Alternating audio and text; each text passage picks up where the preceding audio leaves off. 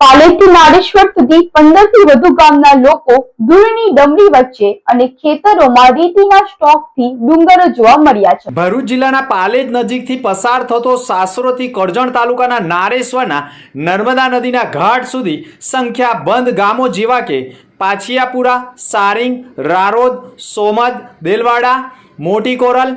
Oz, માલોદ, Sayan અને નારેશ્વર નદીના પ્રવાસ ઘાટ સુધી 20 કિમીના માર્ગની અંદર નદીમાંથી મોટા પ્રમાણમાં રેતી ડમ્પરો મારફતે 24 કલાક હજારો વાહનોમાં રેતી સતત લઈ જવાતા દિવસ દરમિયાન પણ વાયુદેવ એટલે કે પવનના કારણે ખુલ્લા ડમ્પરોમાંથી ધૂળની ડમરી ઉડતા 15 થી વધુ ગામના સંખ્યાબંધ લોકોના કપાસ સહિતના વિવિધ પાકોની ખેતીને મોટું નુકસાન થતા હવે રેતી માફિયાઓના પાપે ગામના લોકોએ જીવન વિતાવવું અને તેમાંય ખેતી કરી અને તૈયાર થયેલા પાક ઉપર ધૂળની ડમરીથી ખેડૂતોના પાક ઉપર મોટું નુકસાન થતા અને ડમ્પરો સ્થાનિક તંત્ર કે પોલીસ વિભાગ બંધ કરાવવામાં સદંતર નિષ્ફળ નીવડતા ખેડૂતોથી માંડી ગ્રામજનોએ હવે ધૂળની ડમરીથી ઘરમાં જ પુરાઈ રહેવાની નોબત આવતા અને 20 કિમીના માર્ગ ઉપર વૃક્ષોના પાંદડા પર ધૂળની ડમરીના થોડ જામેલા જોવા મળતા આ સમગ્ર વિસ્તારના ખેડૂતોથી માંડી ગ્રામજનો રેતીના ડમ્પરોથી પરેશાન થઈ બિસ્માર માર્ગના કારણે અકસ્માતનો ભોગ પણ બનતા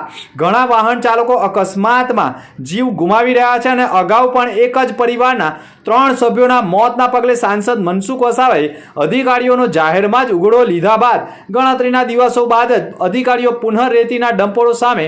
લાચાર બની કેબિનમાં બેસી રહેતા ફરી એકવાર આ માર્ગ ઉપર હજારો ડમ્પરો દોડતા 2 વ્હીલર વાહન ચાલકો અકસ્માતનો ભોગ બની ઈજાગ્રસ્ત થવા સાથે જીવ પણ ગુમાવી રહ્યા છે। પરંતુ ડમ્પરો રાજકીય મોટા માથાના નેતાઓના હોવાના કારણે મામલતદાર, પ્રાંત અધિકારી અને પોલીસ વિભાગ પણ લાચાર બન્યું હોય અને પોતાની ફરજ ભૂલી રહ્યા હોય જેના કારણે ગ્રામજનો પણ હવે તોબા પુકારી ઉઠ્યા છે। પાલેથી નારેશ્વર નદીના ઘાટ સુધી 20 કિમીના અંતરમાં હજારો ડમ્પરો દોડતા આ વિસ્તારમાં ધૂળની ડમરીના કારણે સંખ્યાબંધ ગામના રહીશોએ પોતાની ખેતીલાયક જમીન પણ રેતી માફિયાઓને રેતીના સ્ટોક કરવા ભાડેથી આપી ગામ છોડી સુરક્ષિત જગ્યાએ સ્થળાંતર થતા હોય અને ધૂળની ડમરીથી બાળકોને સ્કૂલે મોકલવા પણ મુશ્કેલ બની જતા ઘણા ગામના લોકો બાળકોનું શિક્ષણ ન વેડફાય તે માટે અન્ય ગામોમાં મકાન ભાડેથી રાખી રેતી માફિયાઓના ધૂળની ડમરીના આતંકથી અને તંત્રના મૌન સામે સંખ્યાબંધ ગ્રામજનો ભારે હાલાકી ભોગવવા મજબૂર બન્યા છે। જોકે આ મોટા ભાગના ડમ્પરો ભાજપના નેતાઓના હોય અને સ્થાનિક અધિકારીઓને પણ